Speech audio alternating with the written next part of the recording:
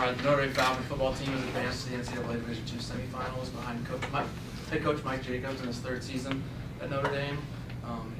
Jaleel, McLaughlin, and Marvelle Ross, wide receiver running back duo this year that broke the NCAA Division II record for all-purpose yards combined by teammates.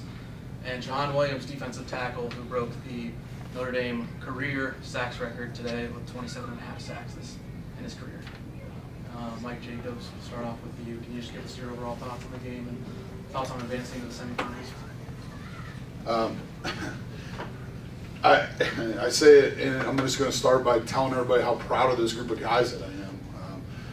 You know, not just the 3 kids here, but you know, we have a roster of 119 kids, something like that, and there's guys that show up today or every day and practice their butts off for us and give us a great look on scout team and special teams and help us prep, and then certainly all the guys that play today. But for a program that's only 10 years old to be where we're at, to be sitting here talking to you about advancing to a national semifinal, I really couldn't be more proud of this group of kids. I couldn't be more appreciative of being their football coach, and we're excited to continue to show everybody what this college is about and move on to the next round.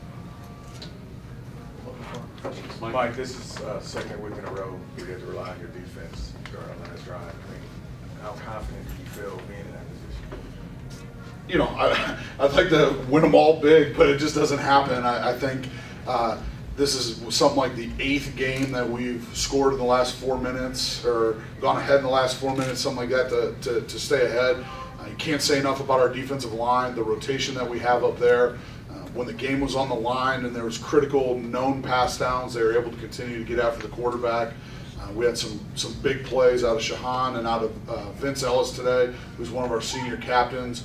Those 2 guys, you know, we talk a lot about having that extra energy, that extra burst when it's 4th quarter and people are tired, and you know, you've played 60 or 70 reps in a game, and those guys came up huge for us, and I got all the confidence in the world in our defense. Mike, as you go along in this tournament and keep winning games, the belief, I'm sure, has to be setting in, but you know, what do you feel about this team? Do you think this team is good enough to win a national championship? Yeah, I mean, at this point, honestly, once you make the playoffs, Mark, it's kind of like, all right, you're in.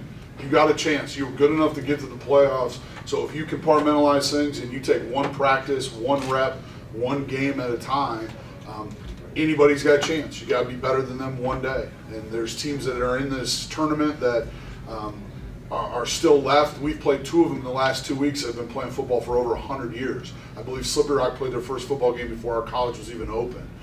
So the history and the depth at which that they have to draw from, the alumni and the fan base, to do something new and be at the start, I think everybody believes right now that we have a chance.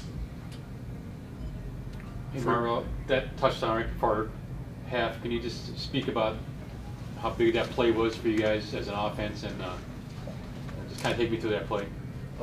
Really, I was running a comeback route, and I seen Brim scrambling, and we practiced the quarterback scrambling, turn that field, and that was going through my mind the whole time. How big was it for the offense, you think, before halftime? It was much needed. It was much needed. It gave us a lot of momentum going to the 3rd quarter, so it gave us a lot of energy. Hey, Sha'haun, can you know, defensively, you guys really amped it up. You know, I think you got a forced fumble and sack in those last 2 drives, and you know, what were you thinking? What was the defense's mindset down the stretch? Well, right before we took the field, we kind of huddled up and said, you know, we gotta give our team a play, and it's going to be on us to finish this game. And for someone in that group, one of those 11 guys, to come up with a huge play. And I was just blessed with the opportunity. Go ahead. Jaleel, they got on the board first with the field goal, and you know, people talk about you and they talk about how tough you run and they talk about your speed, but one of the things that I think that people miss out is how patient you are. You guys get the ball back, you go 6 plays, 5 on the ground, you had 4 of the carries. That 22-yard touchdown run, can you kind of take us through that? Because I thought that was a great example of how patient you were. You waited, you saw the hole, and you went. Yeah, I watched a ton of film this week. I watched a bunch of film. Like, I try to make maybe 45 minutes every night before I go to sleep to watch film, and I noticed that that's what I had to be. I had to be more patient coming into this team, because like they're so quick to jump plays, and that's how I figured I was getting hit a lot in the first quarter because I feel like I wasn't being patient enough, and then that's when I started to get a groove a little bit for it, and then I was just like, okay, that's working for me to be patient and then just have the cutback, but it's going to come slowly. So the 22-yard touchdown, I was just thinking the same thing that I did the play before, just to cut back and then just take my time with it. So that's all I was thinking, just that everything I was watching on film, that was the truth. Hey, Jaleel, when you see other excited back from the other team, do you look at him and try to catalyze yourself in there and try to make plays like that? Not at all. Not at all. I just focused on the defense this week, really. Like Coach Mennel and Coach Strike, they share nothing but their defense to us and things like that. They share the offense also, but I didn't take a glimpse at that. But no, not really. I just try to focus on my game, not necessarily. But he was very outstanding, good back also. So, but I just try to focus on my game. Coach, where does that rock back stack up to some of the backs that you've faced this year? He's a fantastic player. I think certainly Fairmont State's running backs, both of them really, but they have a sophomore that's an outstanding player, and there's a kid down at West Virginia State that I think he ranks up there. He's a big physical runner. We've done a really nice job against the run all year, and that kid came in. I think he averaged 8.1 yards a carry today, which he's getting big chunks of yardage and he's physical. But we knew that we just had to keep swinging the stick and stay in our gaps and run our feet and get multiple hats to the ball. I think our defense ran to the ball really well today. Hey Mike, if you guys, the seedings won't be announced till tonight for the semis, but if you guys have to go on the road, how do you feel about the resolve of your team if you got to hit the road for the semifinal? We're all right. We've been pretty good on the road since I've been here. We're very fortunate that our administration does a great job taking care of us, allowing us to travel, as close to a Division I program as you can, and it's great because you just spend a little more time with your football family, and sometimes it eliminates some of the distractions of family begging you for tickets or bothering you about other things, and all you got to do is sleep in a nice hotel bed and eat a good meal and get yourself ready to play the next day. So I think we'll be fine. Go ahead. Coach, if it's possible as the #1 seed in the region, you guys are an underdog. Because you guys are the upstarts again. This Sure. 7 years in Division II. How do you guys use that as a source of motivation as you've driven through this run? Yeah, I mean, we talk a lot about earning respect. Respect is something that's earned.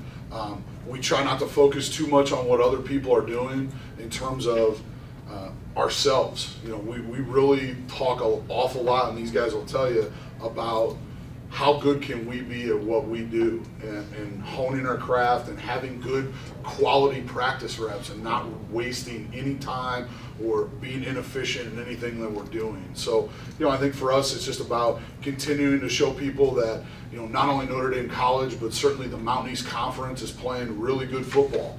I think we're this will be the third team in the last 4 years or 5 years.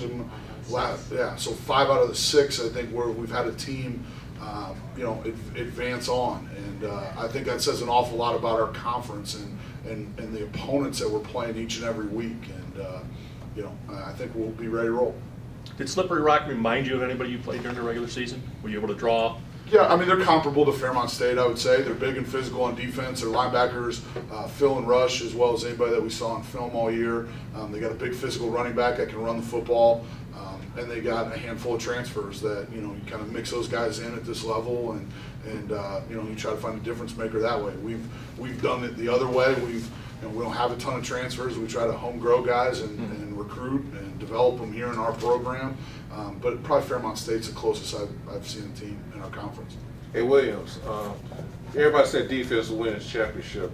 Can you explain about keeping that guy in the pocket? Because he seemed like he could get out of the pocket and run. I know y'all watch film. How do y'all counteract that? Well, all we can practice, we just got great reps in practice of basically simulating the quarterback, because that's a great quarterback over there. He's very athletic, and like you said, can scramble out of the pocket very easily. So our coach, Coach Chafee, really stressed rush lanes this week, and how we can't be over aggressive and just run up the field, and basically just to sit in our rush lane, just stay in our rush lane the whole game. So Marvelle, got a question. You get here 3 years ago, and the program's a bit of an upstart. and you guys have risen to these incredible heights. What do you attribute to maybe one or two things that have really contributed to this rise? Really just coming out and really just doing our thing and taking it one rep at a time and literally and just believing in one another and believe that the person next to you is going to do their job. And that's what really makes this program really how it is now, doing it for the brother next to you and just really just not playing and really taking it how you're supposed to. Mike, can you kind of piggyback on that? What's Sure, I think, you know, I think this is an extremely close football team. I think the thing I'm most proud of is their internal team leadership. Our four captains and our leadership council have done a great job. We have more kids that buy into the team philosophy, and you're seeing the accolades, the individual accolades come with all that. For us, we work really hard in recruiting. You know, I think Sha'haun's the oldest guy here, certainly, which is all right, but he and I started in 2014, and this team had never had a winning season going into 2014. We finished 7-4 that year, but to commit to a place that doesn't have much tradition and doesn't have much history, and to be a part of making it, and to be now here, you know, here we are, and we're 3 years and under my control, and we're 30-5, and it says an awful lot. I can't say enough about the kids that came here when there was nothing, that helped build this program, the coaches that helped build it before me, and then just certainly these kids, how well they've bought into what we're doing, and they don't question it much, and they trust everything that we do and say, and it's a pretty tight-knit group. They're a lot of fun to be around. Go ahead. For the three players, have you guys noticed a different vibe on campus with how this season has gone so far? Pretty much no. I don't think so, because everybody pretty much know everyone. So just because we winning, that doesn't change what's going on around you. Everyone know each other, so no, I don't think so.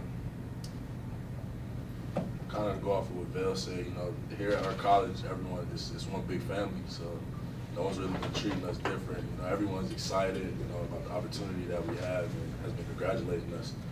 And also with parents and alumni also, you know, guys that went here, you know, it's great just seeing them come back, and everyone's just excited around this time of year.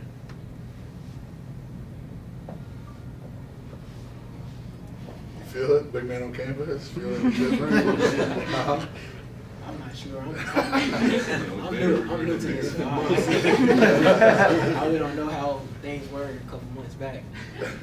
Ever since I got here, it's been like the same atmosphere. I mean, people loving and fun and things like that. So it hasn't been much of a big change. Everyone always been treating me like here, like as family. So. Coach, the semester's getting ready to end, and you guys are still playing football. Do you have any concerns that what's going on in the classroom may affect focus a little bit this week? No, to be honest with you, we talk enough about it. Our guys are required to do, you know, a certain amount of study hall as well as some other tutor hours each week, and we track their grades throughout the semester. Our professors here do a great job of communicating when, you know, before things get too far down the road on kids, so we can try to put a stop to it. If they're having trouble, get them some help. We have tremendous academic services here for our small college, and I think that's the biggest thing is that anytime you're on a little bit smaller campus, it's hard to fall through the cracks that way. So, no, I feel pretty strongly that our guys are going to finish the semester strong. Coach, you won the time of possession battle today, especially in the second and third quarter. It was a pretty big disparity.